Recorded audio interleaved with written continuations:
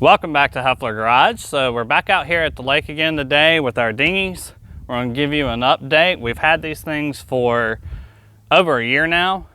So we're going to run through the accessories and how the boats are doing all in all. It is 50 degrees out here Fahrenheit and 10 degrees Celsius. And I've got my waders on. It is still a little bit chilly in the water, but we're going to show you what we got. When we were out on the ICW, you can see a video, we'll link it.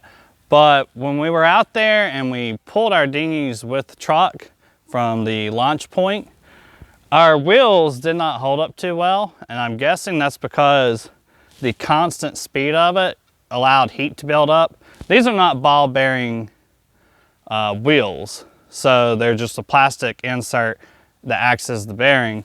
And they overheated, and you can see on this blue one, the wheels are cockeyed. On mine, they're cockeyed a little bit and they rub against the rails and it basically acts as a brake. So it makes it a little hard to pull. So I don't think we'll be doing that again. We may look into some different wheels. As you can see on this wheel, this is the worst one. This is the blue wheels off of the gray dinghy. As you can see there, I believe it had a spacer in it. This is the decent one, and it still looks pretty tight, and it does rotate. But this one here is definitely took the brunt of the damage.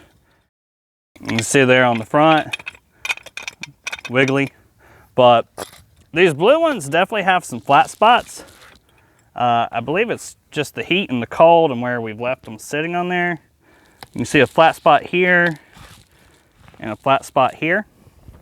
And it makes the boat really wobble even worse as you're pulling it down to the launch. As for the wheels off of the red dinghy, these are inflated.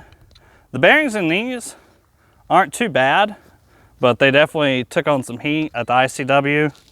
And you can see here where it's actually rubbing, and it actually acts as a brake, so it makes it hard to pull. But all in all, they do still work.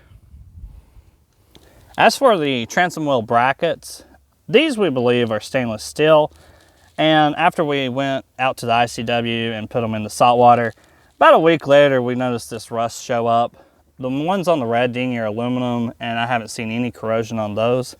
But if you do take them out to the salt water, you're going to have a little bit of rust. I will say one of my favorite accessories that we found was our workout handles to put on the front to launch the boats. I'm surprised these have held up. They haven't faded. They do have some rust because of the salt water, but actually I tend to forget that this is on the front of my boat and go riding around, and it hasn't faded at all. So it still looks good, and they work really nice to not hurt your fingers when you're launching the boat. We had also installed boat number plates on both of our dinghies. This one here was done with PVC stitch. It does have a little wear and folding. Now we have folded these down and pumped them back up, so they're going to come loose a little bit.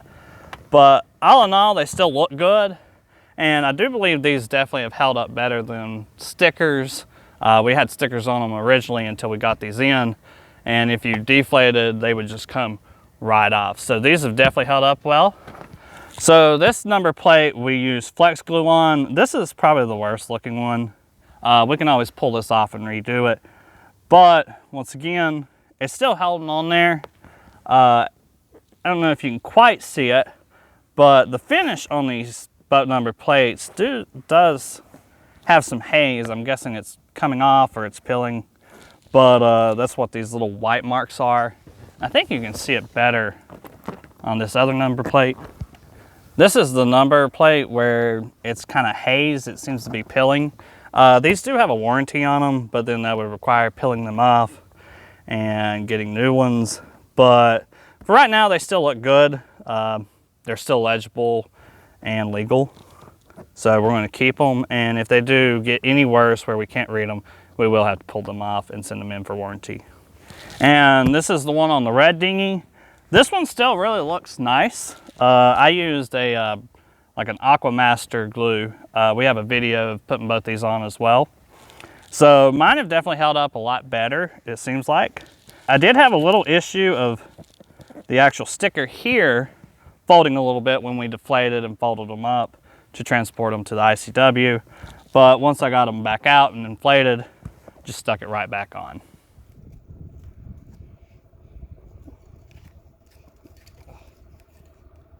We purchased the BRIS Dinghies. So my red one is a 10-footer and the gray and white dinghy is a 10.8. These BRIS Dinghies have been great. You know, we've had them in the lake, we've had them in salt water, but once again, these are cheap Chinese dinghies. I purchased mine for 800 bucks. I do believe they've gone up in price. Mine is still available on Amazon.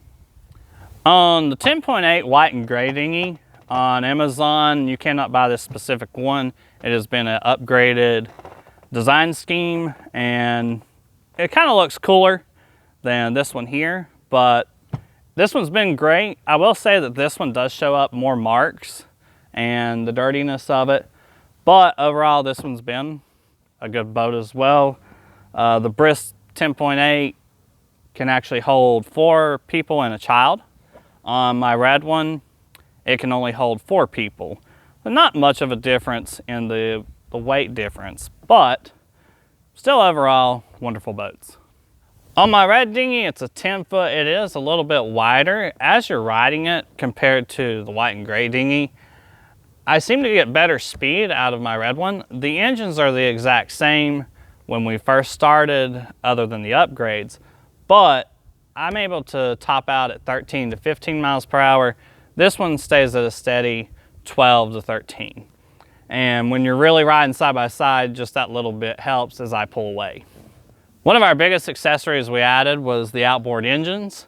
This one on the gray dinghy can go up to a 15 horsepower, and on the red dinghy you can go up to a 10 horsepower. We added these Chinese engines. You can add any engine you want to it as long as it stays within those power ratings for the transom. We do have videos on these as well. We've accessorized these with a hydrofoil and a prop upgrade, so you can go back and look at those videos as well.